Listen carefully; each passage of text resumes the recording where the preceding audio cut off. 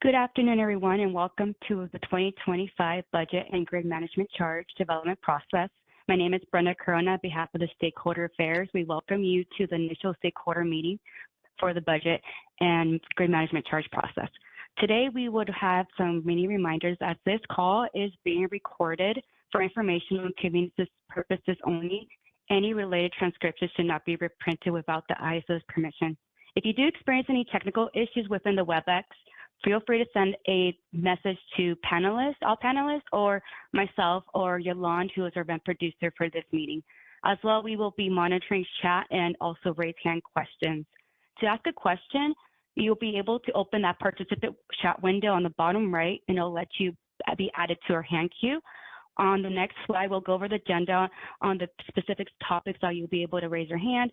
As well, we note for those who are just dialed in through the audio only, you will press the *3 to be dialed in, and Yolande will be monitoring those audio questions. As a reminder, please state your full name and affiliation before speaking or stating a comment. And this also for those who raise their hand, please be sure to state your full name affiliation. This will help us know who's speaking and the organization you're representing. As well, we look forward to this meeting, and at the next slide, we will just share the agenda for today. We will be going over a few topics. The first one, we'll be kicking it off with April for the GMC revenue requirement and rates process, followed by Lisa, the managing employee compensation. And then we will have Ken Kasparian cover the project release plans. And then Jan will be going the project summaries. And the financial summaries will be with Denise, who's on the WebEx here today. And then also for the calendar next steps will be Thomas, who's also in the room. So a few folks that are on the WebEx, you'll see them, they're in the room, they'll be able to introduce themselves while they are going over their topics. But before we get started, I wanted to introduce Ryan, who is our VP Chief Finance Officer and Treasurer, who will say a few words before we get started. If we can go ahead and have April unmute yourself on your WebEx if you can. Thank you. Thanks, Brenda. Yeah, I'm here in the room with the rest of the gang. But just first of all, welcome to everyone. Thank you for joining us today. We do appreciate your engagement. For those of you that are new to this process, this is always our kickoff meeting to the development of next year's revenue requirement. As you can see here from this agenda, we got a handful of subject matter experts here to kind of walk through the process and some of the big rocks of developing the revenue requirement. They have very short presentations, and then we'll open it up to questions either verbally here or through the written process over the next week. But anyway, welcome your engagement. This revenue requirement is going to look a little different than the past. If you joined us for the cost of service study process last year, which kind of ran concurrently with the budget stakeholder process, we presented a 3-year view, kind of a forecast of where we thought the revenue requirement was going. We needed to get an increase in the revenue requirement cap that was approved by FERC back in December. So in 2025, the revenue cap goes to $245 million, and in 2026, it jumps to $250 million. I don't think we're going to get to the cap next year, but I know in 2026, it's very tight. And what is happening? It's the result of a number of things. It's strategic investments by the company in some new headcount over the last several years. It's the continuation of the the modernization of the control center tools. All of that, coming in a time of extreme inflation or higher inflation during the last several years, and ultimately in 2026. A restructuring of the revenue requirement that's going to change how we kind of build the revenue requirement to account for EDAM. And so once EDAM comes on and there's much bigger volumes, the cost that everybody's paying is going down. We've talked about that during that 3-year view last year, where even though the bottom line is rising, the volumes are growing at a much faster pace, so our cost per megawatt hour drops. Next year, we don't have EDAM volumes. We'll see a spike in our cost per megawatt hour, but that'll quickly reverse to much lower than what it is this year as soon as the EDAM volumes start to come onto the system. So anyway, that's a quick introduction, and I'll turn it over now to the experts. All right. Thank you, Ryan. Next slide, please. and one more. All right, thank you. Hi, everyone. My name is April Gordon. I am the Executive Director of the Financial Planning and Procurement team. The team develops the GMC revenue requirement along with the rates with the rest of the organization. For today's presentation, we'll be going over just some of the budgeting principles and goals that we have in our sites going into the 2025 GMC revenue requirement development. To give you a visual of where we are in the process, we are at the initial stakeholder meeting. From here, we will go ahead and continue with our internal development process between now and October. In November, we will post the preliminary draft of the revenue requirement, and then we'll follow up with another stakeholder meeting to garner your feedback on the draft that was presented. We will also take the preliminary draft to the board for their consideration and feedback, and then we'll follow up with taking the draft final version of the revenue requirement to the board for their decision. If all goes as planned, we will go ahead and post our rates for 2025 at the end of December, and they will become effective January 1 of 2025. Next slide, please. Just to give you an overview of really what is contained within our revenue requirement. We have 5 different buckets, if you will. We have the operations and maintenance budget, which is by far the largest bucket of the revenue requirement. And here we have our salaries, we have our telecommunications, our hardware and software maintenance budgets, as well as our contract staff budgets. The next category is going to be our debt service, where we're level set until 2039 on that debt service. And then the next bucket is going to be our cash-funded capital. Now, these 3 components are really representative of our needs going into 2025. Now, the next 2 components are what you consider offsets to the revenue requirement. And what I mean by that is the other cost and revenues component is typically a credit, and this is where we keep our supplemental services, such as our WEIM administrative charge, our reliability coordinator services charge, our California-Oregon intertie charge, and our interest earned. Those are revenues that would help offset the prior 3 components. And then the last component is our operating cost reserve adjustment. This component is really a mechanism in which we can make ourselves whole with our stakeholders. What I mean by that is any preceding year that we over-collected in revenue or underspent in our O&M budget and vice versa, we would give that credit back to the stakeholders. This component would be considered an offset to the prior 3 components as well.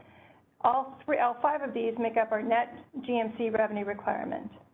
Now, to develop our rates, what we take a look at is what our revenue requirement is, and then we apply that to the service category percentages that were calculated as part of the most recent cost of service study. Just to point out, the last cost of service study was implemented this year, January 1. The next one will be implemented in January 1 of 2027. So we take the revenue requirement, we use those service category percentages that we have for market services, system operations, and the congestion revenues right services. We take all of those and we project out, we divide that by the projected volume in each of those categories by looking at the last 3 years and looking at the current year's trend, and then projecting out any changes that might be impacting us going into the next year. That formula will result in the rates that we would use for the market services, system operations, and CRR services. Another point here is the service category percentages that were developed as the cost of service study that was put into place January 1 of this year is 49% for system operations, 49% for market services, and then 2% for CRR services. Next slide, please.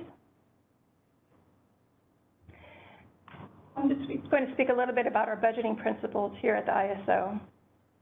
The first point that I want to make out is when we develop our revenue requirement, we take a fair amount of consideration with aligning it with our strategic plan, our 2022 through 2026 strategic plan. We also focus in on maintaining our fiscal discipline and disciplined growth in the coming years, taking a look at what our needs are, where we need to focus our resources, and aligning that, once again, with a strategic plan. We encourage collaboration not only with our internal stakeholders, but our external stakeholders as well, and, of course, our Board of Governors. We provide transparency into what we put out there for our revenue requirement through our budget book, but we also are available to share information with the stakeholders if they have any follow-up questions. And then we also remain underneath our revenue requirement cap. The slide revenue requirement actuals through 2024. Apologies, folks, that was my bad. The slide shows you the stability that we've had going back through 2015 until 2024, where we were under that $202 million cap. As Ryan mentioned, in 2025, our revenue requirement is going to go up to $245 million. And then for 2026, $250 million. So we are going to use all of these principles to help us maintain underneath those caps going into the next 2 years as we undertake EDAM. The next slide, please. I just want to touch upon a little bit more on our strategic plan for 22 and 26.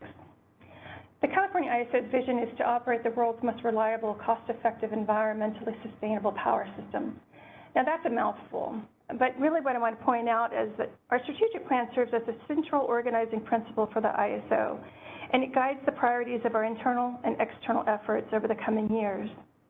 The plan will also support our work to deploy human resources and financial resources efficiently as possible, and ensure we are meeting the most pressing needs of our customers. Now, the 5 areas that we are actually going to be working towards that are critical for us and tactical objectives include reliable and efficiently integrating new resources by proactively upgrading operational capabilities, strengthen resource adequacy and meet California's Senate Bill 100 goals through long-term transmission planning and effective coordination with state agencies. We're also going to build upon the foundation of the Western Energy Imbalance Market to further expand the Western market opportunities. We're going to provide highly responsive and inclusive stakeholder engagement and customer service. And finally, create a flexible and adaptive work environment that retains and attracts a highly skilled and engaged workforce. With that, if there are any questions, I'll take them now. Otherwise, I can go ahead and introduce our next speaker.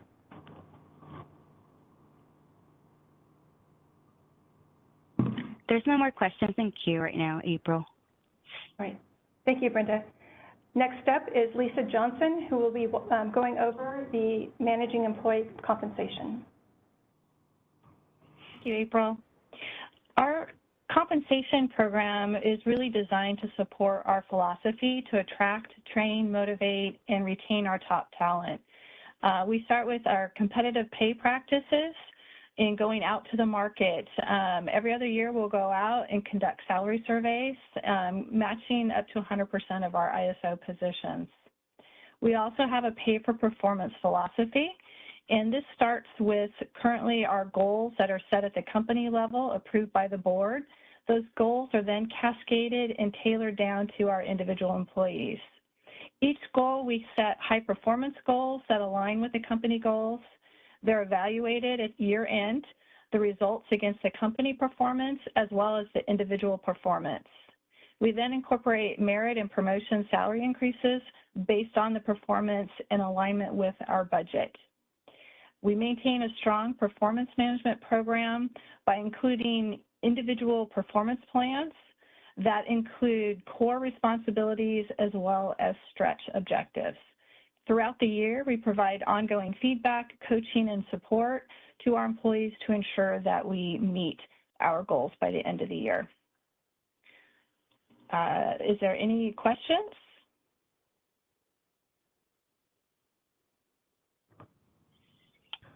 I don't see any more questions in queue, Lisa. Okay, then I'll turn it over to Ken Kasparian, our Strategic Portfolio Manager. Okay, good afternoon, everyone. My name is Ken Kasparian. I'm with the Enterprise Program Management Office. Wanted to talk to you today about the planning going on for updating our release plans. Let you know the planning activities happening internally and where you can get information ongoing through the next several months. What we're working on now is over the next 3 months, internally the leadership's working on updating our release plans, identifying all of the projects that we want to potentially do in 2025. There's a preliminary list out there posted. We're going to take those projects, evaluate them against budget and resource constraints. Then we're going to finalize our enterprise roadmap within those constraints and budget needs. And then we'll update our external release plan and the policy roadmap. So that'll come out over late during this planning cycle. So this internal development ends in the end of October. Next slide, please. This is just a reminder of how we're organizing our projects and portfolios against the strategic plan. So as you see some of the numbers that finance is providing on projects, you'll see this organization. So it's kind of a reminder of the structure where we've aligned to our strategy to meet that. Next slide. The key I wanted to leave you with here is, as we're finishing up this planning, where can you get information and stay informed? So we'll provide you key links here to get ongoing information. We've got our release planning site, which has the current active projects, and as we put more information out there, you'll be able to see some of that release planning. You've got the release schedule and our implementation milestones. So these are great links to save for ongoing, keeping updated on what's happening, active projects and upcoming projects. Next slide. Okay, the next one's around getting engaged with user groups. So there's several areas. The first link gets you to our user groups meetings page. And then the key ones that want you to know about is the Market Planning and Performance Forum and the Release User Group. Both of these will be able to provide you ongoing information on active projects, and the Release User Group has a good list of what's coming and our release plan. Which actually brings us to the next slide. This is a snapshot of what's in our Release User Group, or the RUG slides right now. And this will get updated as part of our planning process as we finalize our enterprise roadmap for 2025. This will get updated, and you can find this information ongoing in the Release User Group slides. At this point, I'll pause or stop for questions before I hand off to the next speaker.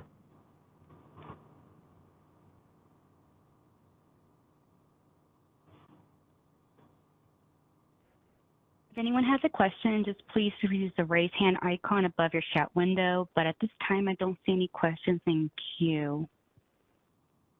Okay, then we will hand off to Jan Cogdill to talk through project summaries. Good afternoon. I'm Jan Cogdill, financial planning lead. And let's go to the next page. Thank you. I just wanted to remind you, Ken mentioned that we had posted one of our lists of proposed projects. We've also posted out there for your review completed projects that we've completed since June of last year, and the active project list that shows all the current active projects that we are currently working on, which is substantial. Also wanted to just remind you, they are broken into two categories. One of them is indicates capital, and then there's one that says requirements and other projects. That's a way for us to designate them, the capitalizable projects, and the requirements, non-capitalizable type projects are separated that way, which may mean that you may see the same name on both lists, because we always start with requirements on projects and before we actually get to the true cost and approval of the capital projects. So just a reminder, this year we are working with an approved budget of $25 million. We did go back to the board for an additional funding for the EDAM and day-ahead projects for $15.2 million. That will cover this year and future years on that full project costing. The target, obviously, for next year, we're targeting $25 million again. And as Ken mentioned, the list right now has 29 proposed projects on it that will be prioritized and rated and determine, you know, potential funding needs and really our resources, given that we have EDAM and day-ahead as major projects for the next year and a half. So next slide, please. Just wanted to give you the summary of those project reports that we put out there. You can see that we have completed 16 capital projects over the last year, as well as 17 requirements projects. And obviously, those are the dollar amounts from the original budgets to the actual costs for those completions. Some of those completed projects, really, the biggest piece is probably our hardware and software budget, which was a $6 billion budget. That accounts for a lot of the capital project costs that are showing there. The active projects, as of the end of June, we still have a substantial amount of projects working. Several of those are starting to come, just went into production in July, so I should start to whittle that one back down. The more projects we have to track, you know, can get very difficult at times. So the main thing, if anybody looked at last year's, the budgeted cost that we now currently have, that $73 million item, has jumped up substantially. Most of that is for that additional $15.2 million that we added to the budgets for the EDAM and day-ahead, substantial. Other active projects, obviously settlements is another big project in there that is still active and not quite ready for production. And then the facilities reserve budget that we continue to maintain grows each year, waiting for potential future costs that we have to incur for this building that we know, as owning any building, eventually we have to do a lot of replacement and repairs. The building is now over 10 years old, so we expect that we will be seeing more of that in the use of the existing funds that we have there. Are there any questions?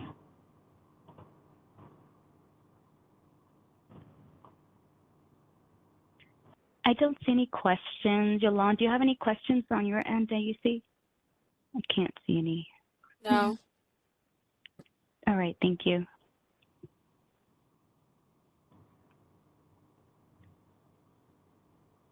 I believe the next speaker is Denise. Thank you, Jan. Can everybody hear me? Go. Yes. Good afternoon, everyone. Yes, I'm Denise Walsh, the ISO's controller, and today I'll be presenting two financial performance summaries, one for the year ending 2023 and the other for Q2 year-to-date 2024, so the most recent period, covering January through June. For the 2023 year-end summary, there are three key components: total operating revenues, total operating expenses, and then other income and losses from investments. So looking at the year-end numbers for 2023, comparing actuals to budget, the total operating revenues finished last year under budget by $2.9 million. This is based on actuals of $250.5 million versus a budget of $253.4 million.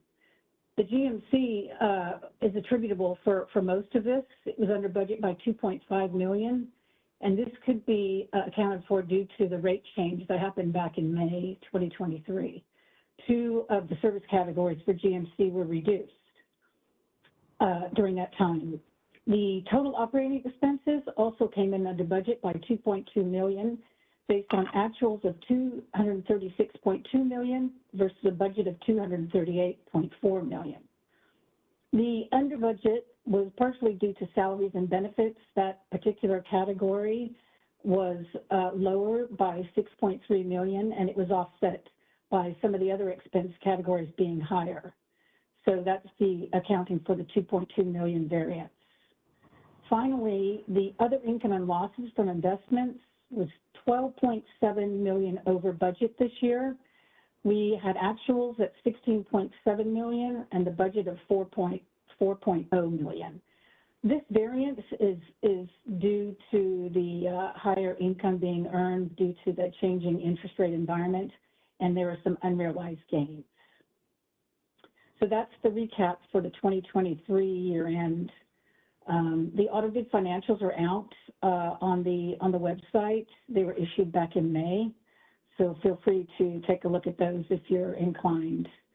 The next couple of slides will cover the financial performance, the company's financial performance through 2024 as of June. So we're talking about January through June. The total operating revenues, which is what you can see here on this first slide, were over budget by just about $2 million. It's based on actuals of 122.1 versus a budget of 120.1. So those are the that's revenues including this, which includes GMC and all the other miscellaneous revenues. Next slide, please. This slide here is also through June. It's the GMC operating revenue on its own without the other revenues. And through June, this was $1.7 million over budget based on actuals of $95 million versus a budget of $93.3 million. It's running just about, 1.7 high. And the next slide for O&M, this is the operating and maintenance slide through June. And this was under budget by $5.2 million based on actuals of 126.3 versus a budget of 131.5. And the primary reason for the surplus here is that there are unfilled vacancies that were budgeted, and so they're still outstanding. And most of the other expense categories are in line with what we'd expect at mid-year. The final slide that I have is for capital expenditures. Jan touched a little bit on this. You can see the bar on the far right includes the EDAM funding. So that's the budget, the revised budget for 2024 for the capital, $40.2 million. Of that $40.2 million, 31.5 has funding approved for projects, and through June, the total capital spend was $6 million. And that concludes my presentation. Are there any questions?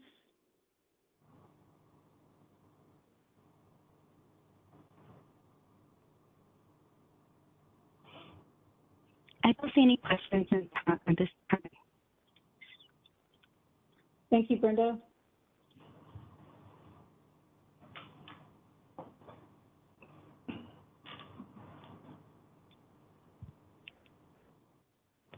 Hi, everyone. My name is Thomas Sutliff, Manager of Financial Planning and Analysis, and I'll take now this opportunity to go through the calendar and next steps. Next slide, please. To allow for your continued involvement, these dates are key in order to stay engaged as we go through this GMC development process for 2025. Right off the bat, please note that if any of these do change, that we will communicate that via our stakeholder webpage. So do monitor that in case there are any slight adjustments to the dates. Right now, our internal development process is underway, and we'll go through October. The comments, any of your comments with regard to this meeting that we're currently presenting are due by August 13th.